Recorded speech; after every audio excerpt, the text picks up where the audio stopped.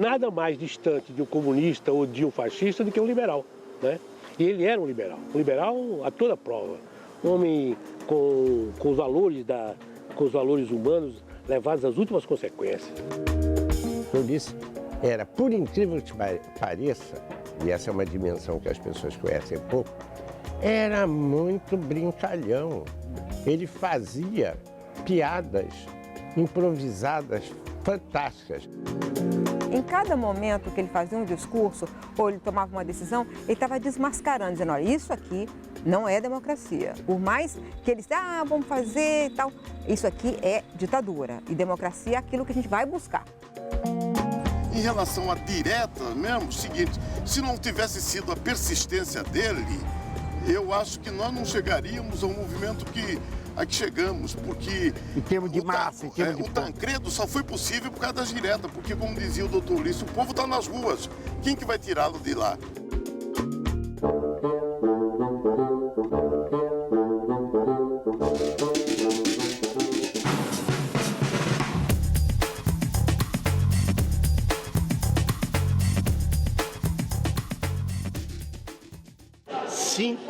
De outubro de 1988.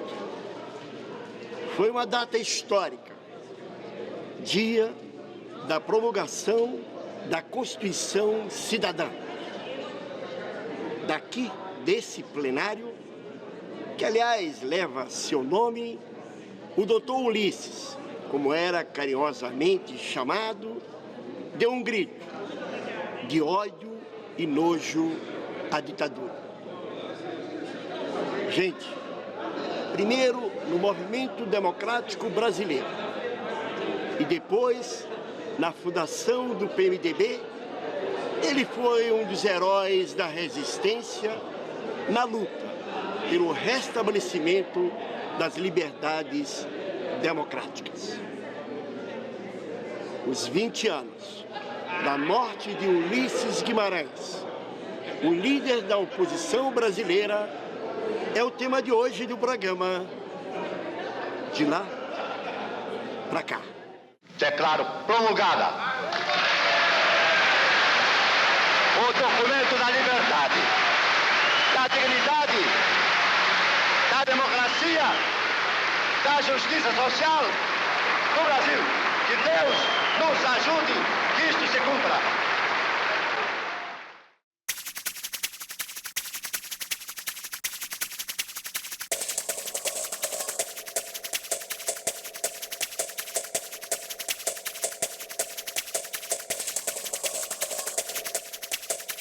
Em 1983, o presidente da República era o general João Batista Figueiredo.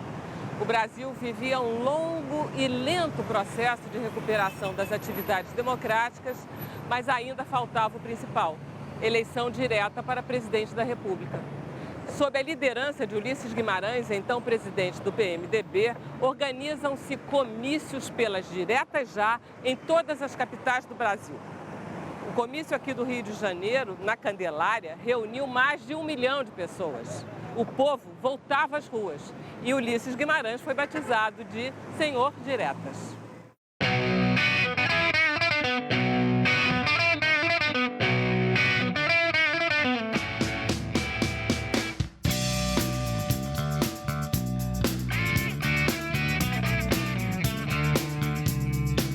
Jamais o povo poderá ser vencido.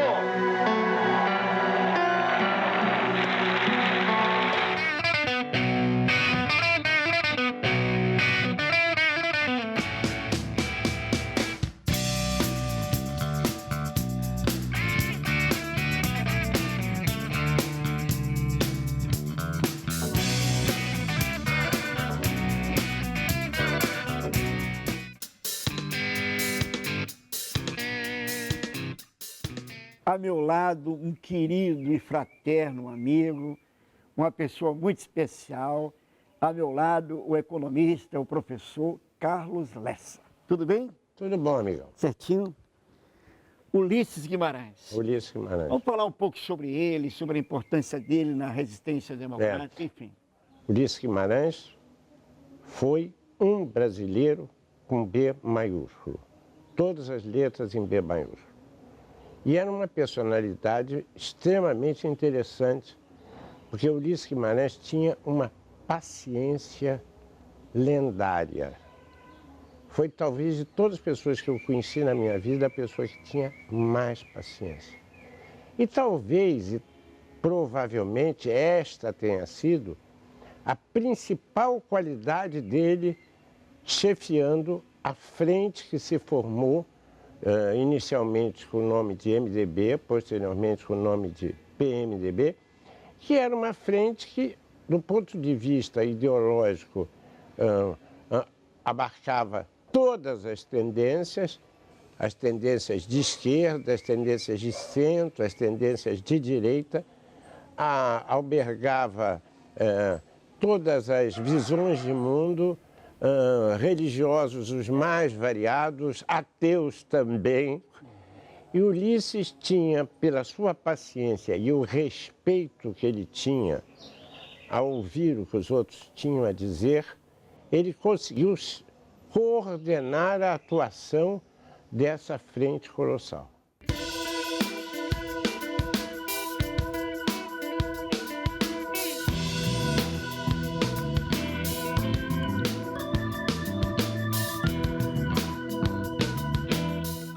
O jornalista Luiz Gutenberg, ele é autor do livro Moisés Codinome Ulisses Guimarães, uma biografia do político. Por que você começa uma biografia de Ulisses Guimarães, que nasceu em 1916, em 1954? Por quê? Simplesmente porque essas biografias não começam nunca quando a pessoa nasce, mas quando elas se afirmam como personalidade. E Ulisses Guimarães já era deputado federal, candidato a presidente da Câmara e ainda não era ele. Então ele era um deputado federal comum, ou seja, vivia de pegar verbas, de fazer pequenos serviços para os seus eleitores. E aí ele nasce Ulisses Guimarães. Ele sente que mudou aquele político convencional, medíocre, ele vê que a potencialidade dele nascia ali. Durante o primeiro mandato na Câmara dos Deputados, Ulisses Guimarães integrou a Comissão Parlamentar de Inquérito do jornal Última Hora, um dos estopins da crise político-militar que culminou com o suicídio do presidente Getúlio Vargas em 1954. O Ulisses percorre uma época muito característica da política brasileira. Tem a ditadura, depois tem a liberação. Conta para mim esse trajeto dele. Por exemplo, ele chegou no governo, ele foi da CPI da Última Hora, a Comissão Parlamentar de Inquérito, a primeira grande comissão de inquérito, que deflagrou a crise que morreu o Getúlio, que o Getúlio suicidou-se. Quer dizer, que era o escândalo da Última Hora, o uso do dinheiro do Banco do Brasil para fazer um jornal, aquele negócio. Em seguida, ele se elege presidente da Câmara com o Juscelino. Então, ele se transforma como presidente da Câmara um sujeito que cria tem uma grande capacidade de liderança, uma grande capacidade de respeitabilidade. Quando o parlamentarismo, ele é ministro da Indústria e Comércio. Né? É o segundo ministro. O ministério foi criado pelo Jânio e ele é o segundo ministro da Indústria e Comércio. Fica ali no primeiro gabinete parlamentarista do Tancredo Neves, sai e vai embora e em seguida alguns militares cretinos tentaram caçá-lo em São Paulo.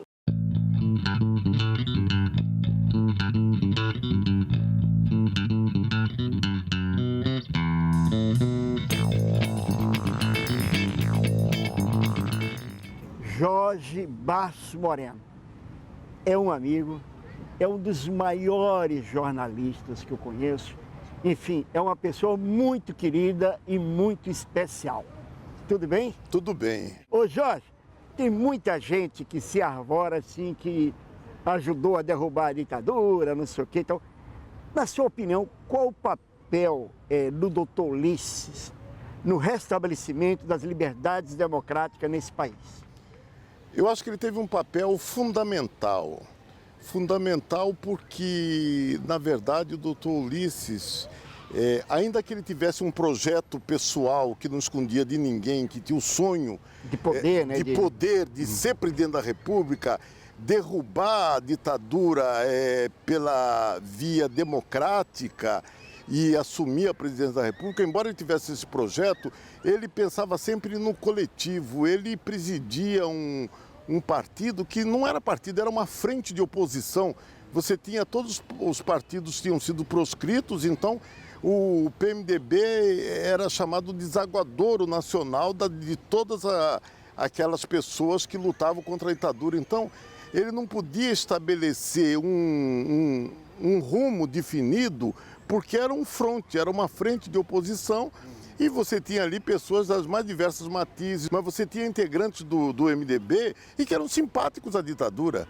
Quer dizer, na verdade, o doutor Ulisses administrava também um pouco do próprio governo, porque ele misturava gente ali de várias matizes. Então, se ele fosse uma pessoa sem a liderança, eu acho que ele não teria conseguido nada. É por isso que ele consagra que a primeira virtude do estadista tem que ser a credibilidade, o respeito. A pessoa tem que impor respeito e ele era um líder nato por isso.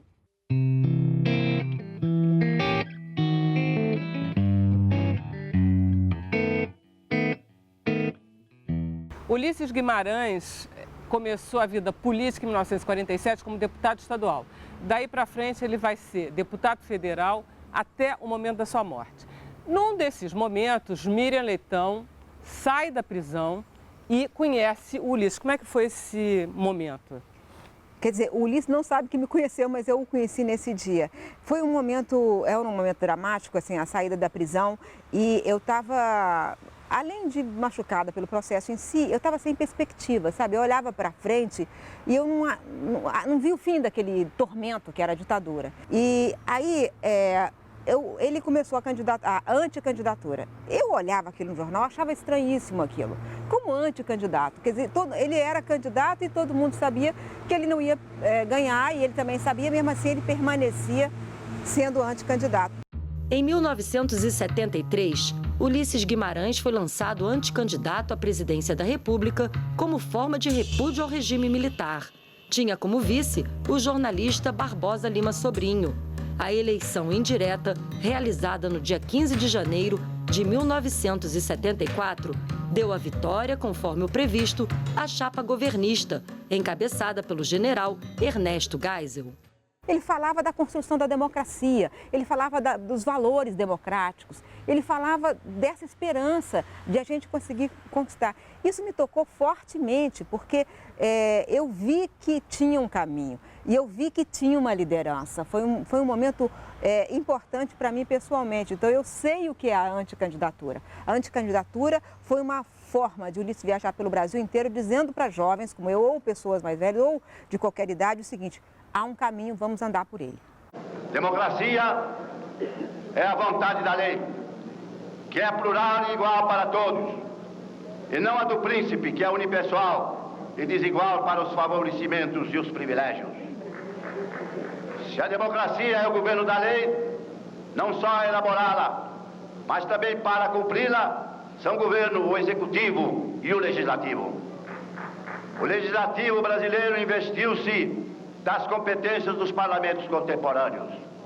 É axiomático que muitos têm maior probabilidade de acertar do que um só.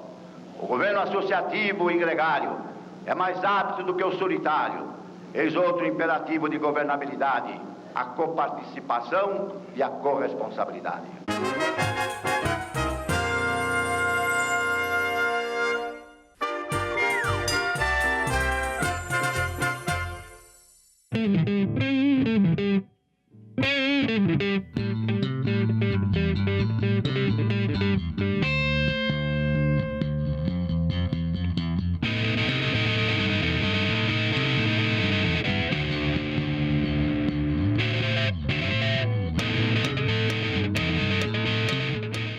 O primeiro mandato do Ulisses Guimarães como deputado federal, ele cumpriu aqui.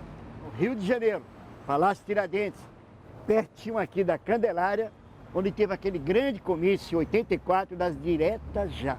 E Vera Barroso estava onde nessa época? Eu já apresentava um jornal na TV Educativa, era 12h e nós combinamos, todos que aparecíamos no vídeo, ir de amarelo. Logo numa televisão do governo. Isso. Isso. E eu, do doutor Ulisses, lembro bem, gravo bem na memória, ele presidindo a Assembleia Constituinte em 88. Ele ficava 4, 5 horas lá, o velhinho não era fácil. Eu me lembro até daquela frase do Collor, que o Collor chamou o Ulisses de velho gagá, que vivia na base dos remédios. Aí ele respondeu, velho sim, não velhaco. E os meus remédios eu compro na farmácia, são todos legais.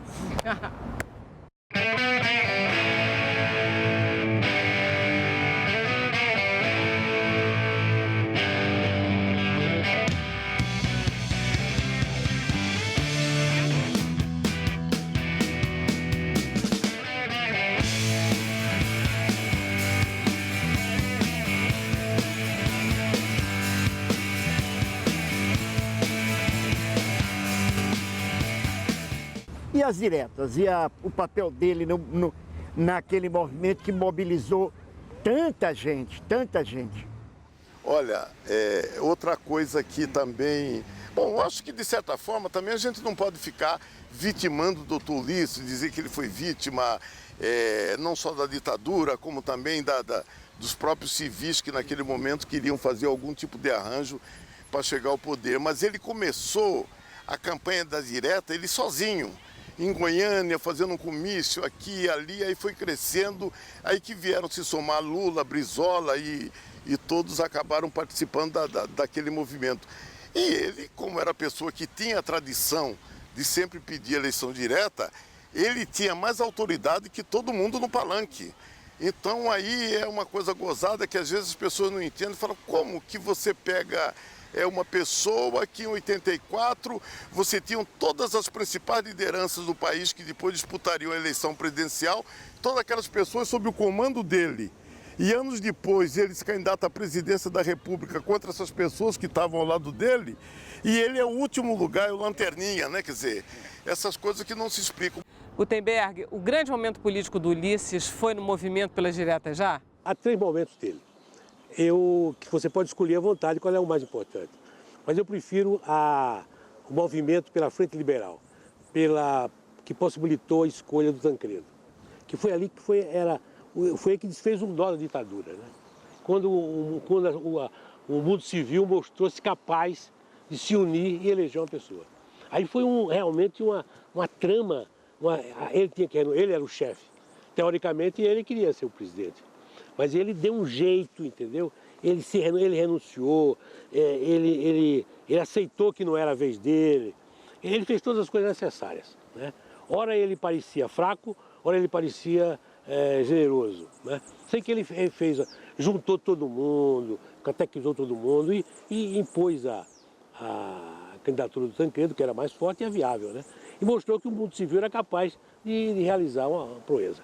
Na direta já ele foi vigoroso, quer dizer, aquela demonstração de força popular para acuar a ditadura, tipo assim, olha aí, se não vai para o bem, vai para o mal e vai ser o povo na rua. Isso foi uma grande coisa. E depois na Constituinte, quando ele viabilizou a Constituinte. Ulisses Guimarães presidiu a Assembleia Nacional Constituinte de 1987 a 1988.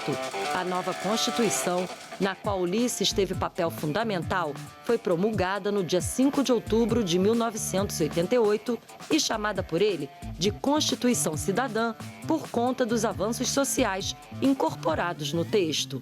Ô, mestre, em função do papel dele, que era, na verdade, presidir uma frente, e como o senhor falou, uma frente com vários interesses, com vários propósitos. Uma frente colossal. Ele terminava, vamos dizer, não expondo. O Brasil não conhecia muito o que ele pensava, um pouco assim. Por exemplo, o que ele pensava sobre a economia? Não. O senhor que é a pessoa que conversava com ele. Isso eu conheço perfeitamente. A cabeça do Dr. Ulisses era inteiramente orientada à ideia de robustecer o desenvolvimento econômico nacional, fortalecer a soberania do Estado brasileiro para esse projeto de desenvolvimento e reorientar os benefícios para resgatar a dívida social. Ulisses tinha muito consciente a herança social complicada e perversa que o Brasil tinha. Qual era o espaço que ele tinha? Ele usava qualquer espaço que tivesse, entrevista, a tribuna, ele era um excelente tribuno. É um excelente tribuno assim que a gente tem saudade, porque não tem mais tão bom. Gente que vai e faz um discurso que você fica eletrizado, né? Diante do que ele está falando. Então, a frase dele que permanece, ele é um grande frasista e ele sempre usou essa força da palavra para convencer. Né? Cada frase, ela ensina a democracia, ela ensina como é que você tem que ser intransigente em determinados momentos. É intransigente, é dizer isso, é chamar de facínoras quem matou Rubens Paiva. Não é para negociar, não é para encontrar uma palavrinha mais doce, é para ser radical. Então, ele foi um radical nesse sentido. Depois, ele teve um momento da candidatura à presidência. Quando eu ouvi lá atrás, né, com 20 anos e aos prantos, ele dizendo lá para aquela plateia que havia um caminho democrático, havia um caminho para se lutar pela democracia, eu falei assim comigo: eu vou votar nesse homem. Eu vou votar nesse homem para presidente da República, eu juro que vou. E eu votei. Eu realizei esse sonho. Eu sei que ele teve poucos votos. Um deles foi o meu. Em abril de 1989, Ulisses Guimarães foi escolhido candidato do PMDB para disputar as eleições presidenciais. Mesmo dispondo de 22 minutos diários de programa eleitoral na mídia, Ulisses obteve apenas 4,43% dos votos. Ele terminou, né, não sendo presidente da República, enfim, foi uma... Eu acho que aconteceu com ele o seguinte: primeiro, a morte de Tancredo levou a população brasileira a passar a ter muito medo de velho, porque velho morre. Primeira coisa. Segundo, houve uma campanha contra Ulisses, dizendo que Ulisses era tríplice presidente, que era presidente do PMDB, presidente do Congresso Nacional e presidente da Constituinte. E quando um velho junta muito poder, fica ameaçador. Segunda coisa. Então, um velho ultrapoderoso que centraliza em suas mãos três instituições que na época estavam construindo o futuro do país, não é certo? Certo. E ao mesmo tempo misterioso, porque Ulisses era o seguinte: Ulisses como homem público tinha a vida dele como homem público, mas a vida privada de Ulisses não existia. Ulisses Guimarães morreu em um acidente de helicóptero em Angra dos Reis, no sul do estado do Rio de Janeiro, no dia 12 de outubro de 1992. Ele estava com a mulher Mora, o ex-senador Severo Gomes e sua esposa e o piloto. O corpo de Ulisses foi o único que nunca foi encontrado. Que falta faz o doutor Ulisses no Brasil de hoje?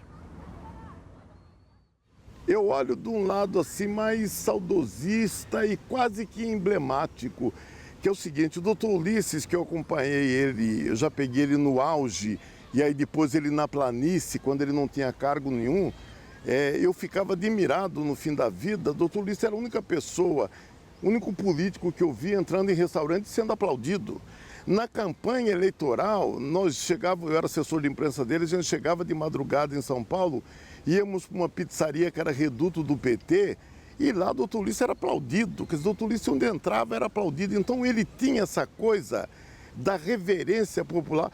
Hoje, quando a gente tem notícia de um político num restaurante, é vaiado. Quer dizer, a gente não vê mais. Então, eu já nem falo assim da falta, é que eu acho que se o doutor Ulisses estivesse vivo, até hoje ele estaria sendo aplaudido em restaurante. Eu acho que a diferença é essa. A nação quer mudar. A nação deve mudar. A nação vai mudar. A Constituição pretende ser a voz, a letra, a vontade política da sociedade rumo à mudança. Que a promulgação seja nosso grito. Mudar para vencer. Muda, Brasil! Muda, Brasil!